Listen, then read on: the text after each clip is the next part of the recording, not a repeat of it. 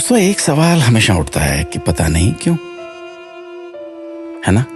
अब किसी भी विषय पर बात कीजिएगा तो आपके जहन में भी ये बात निकलेगी, पता नहीं क्यों। खाने को सादा दाल रोटी होती थी, लेकिन फिर भी किसी को खून की कमी नहीं होती थी, पता नहीं क्यों। स्कूल में अध्यापक खूब कान खींचते थे, डंडों से पिटाई होती थी, लेकिन कोई बच्चा स्कूल में डिप्रेशन के कारण आत्महत्या नहीं करता था, पता नहीं क्यों।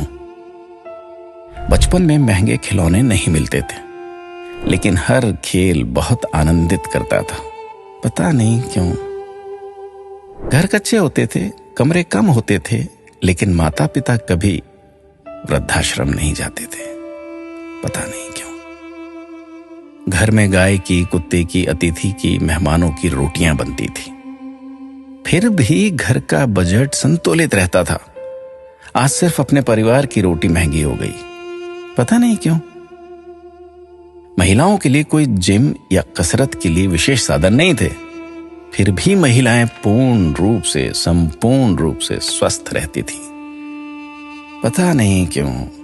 भाई भाई में, भाई बहनों में अनेक बार खूब झगड़ा होता था, आपस में कुटाई तक हो जाती थी, परंतु आपस में मन मुटाव कभी नहीं होता था, पता नहीं क्यों। परिवार बहुत बड़े होते थे, पड़ोसियों के बच्चे भी दिन भर खेलते थे, फिर भी घरों में ही शादियां होती थी, पता नहीं क्यों।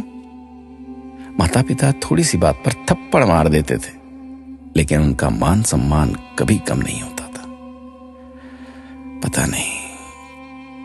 ऐसे अनेक क्यों के सवाल दिल में उठ रहे हैं। आप सभी तक इस क्यों को पहुंचाने की कोशिश कीजिए।